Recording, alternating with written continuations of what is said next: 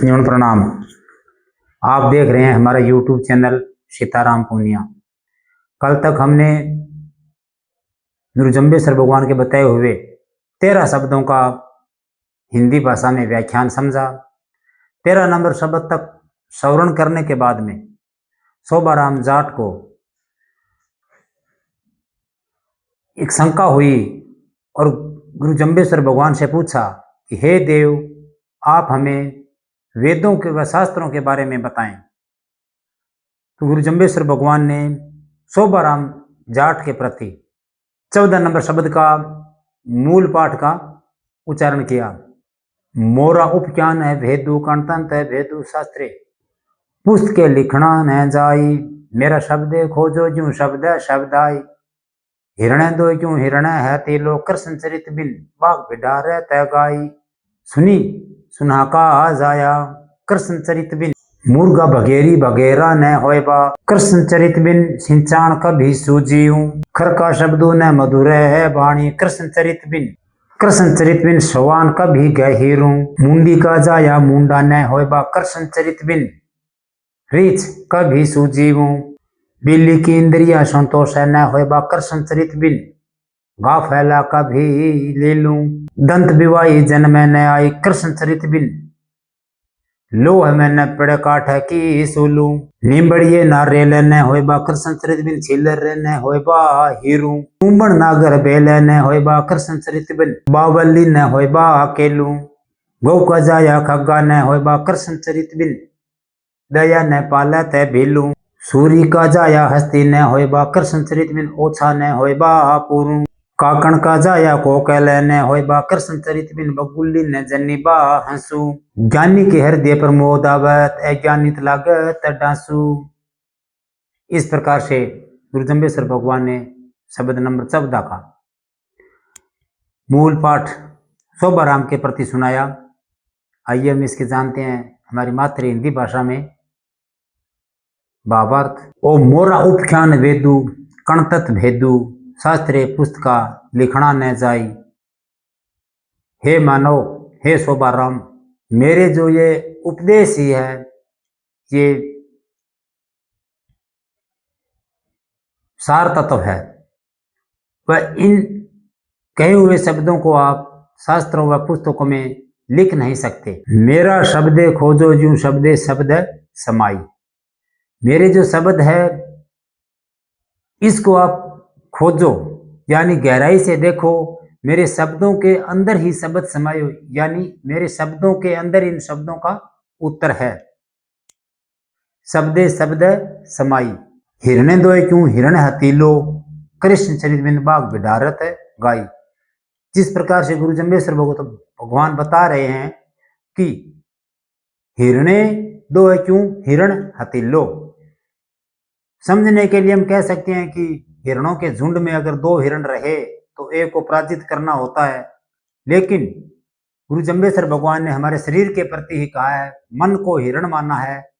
वह हराने के लिए जो हमारे मन में विकार है, जैसे काम क्रोध मोह लोभ अहंकार आदि, इनके बारे में बोला है कि अगर आप अपने मन के अंदर जो विकार है उन पे जीत प्राप्त कर सकते हो तो आप सार तत्वों को भी प्राप्त कर सकते हो। आगे शब्द के माध्यम से बताते हैं गुरु जम्बेश्वर भगवान। सुनी सुनी का आ जाया, मुर्दा बघेरी बघेरा नहीं होएबा, यानी कुत्ती का जाया कुत्ता कभी बाघ या बघेरा नहीं हो सकता, कृष्ण चरित बिन सिंचान कभी सूजीऊं, हरि की कृपा के बगैर बाज भी शाकाहारी नहीं हो सकता, सूजीवू यानी बाज के माध्यम से फिर वही बात हमारे शरीर को ही कहा है कि अगर हरि की कृपा नहीं होती तो हम भी सुजीव नहीं माने जाते। आगे शब्द में बढ़ते हुए जम्बेश्वर भगवान ने कहा है, खर का शब्दों ने मधुर बाणी, कृष्ण चरित बिन सवान कभी गहीरूं, यानी गधे की वाणी में मधुरता नहीं आती, वह सवान यानी कुत्तों में कभी गहीरूं का तात्पर्य है एकता नहीं होती। अगर हरि की कृपा हो तो ये संभव है। मुंडी का जाया मुंडा न हो बा, कृष्ण चरित बिन रीछा कभी न सूझीवूं, यानी मुंडी का जाया हुआ कभी मुंडा नहीं होता। यहाँ पे हमारे को उदाहरण देकर बताते हैं कि अगर मुंडी यानी बगैर सींग की गाय के बारे में कहा है, बगैर सींग की गाय है तो उसके जन्मने वाला जो बच्चा होता है वो बगैर सींग का ये संभव नहीं है। बिल्ली की इंद्रिया संतोष है न होइबा कृष्ण चरित बिन काफर न होइबा लीलू, यानी बिल्ली की इंद्रियों को कभी संतोष नहीं होती। तो काफर, काफर मूर्ख को कहा है, मूर्ख कभी भक्ति में नहीं आता या कभी अच्छा काम नहीं करेगा। मुर्गी का जाया मोरा न होइबा कृष्ण चरित बिन बाकल्ले न होइबा चेरू, यानी मुर्गी का जाया हुआ मयूर नहीं होता। वह बाकला यानी एक मोटा कपड़ा बना हुआ होता है ऊंट के बालों से, जिसको खरड़ भी बोला जाता है। तो खरड़ कभी चीर यानी रेस में नहीं होती। दंत विवाही जन्म न आई लोहे पड़े न काठ की सुलू, यानी जन्म के समय दांत नहीं आते हैं और लोह के अंदर काठ की सूल या कील नहीं डाली जा सकती। अगर हरि की कृपा हो तो ऐसा हो सकता है कि लोहे के अंदर भी काठ की सूल को डाला जा सकता है। नींबड़िए नारियल न होइबा कृष्ण चरित बिन छिलरिए न होइबा हीरू, यानी नींबड़िए के नारियल नहीं होते, वह छोटे तालाब या छिल्लर में रत्नों की प्राप्ति नहीं होती। टूम्बड़ नागर बेल न होइबा कृष्ण चरित बिन बावली न केली ही केलू, यानी तुम्बे नागर बेल के नहीं हो सकते। वह बावली एक मरुद्र प्रदेश यानी राजस्थान के अंदर एक पेड़ का नाम है, उसके कभी केले नहीं लगते। गौ का जाया खग्गा न होइबा कृष्ण चरित बिन दया न पालत है भेलू, यानी गौ का जाया हुआ कभी खग्गा नहीं हो सकता। वह भगवान विष्णु की कृपा के बगैर भील में दया उत्पन्न नहीं हो सकती। सूर्य का जाया हस्ती न होइबा कृष्ण चरित बिन ओछर होइबा पूरू, यानी सुअर के कभी हाथी नहीं हो सकता, वह ओछा कभी पूर्ण नहीं हो सकता। यानी मूर्ख व्यक्ति है वो कभी ज्ञानी नहीं हो सकता और न ही पूर्ण बात समझ सकता है। काकण का जाया को कल न होइबा कृष्ण चरित बिन बगुली न जनिबा हंसू, यानी कागे के कभी कोयल नहीं हो सकती, वह बगुला कभी हंस नहीं हो सकता। केवल मात्र दिखावे से हम ज्ञानी नहीं हो सकते।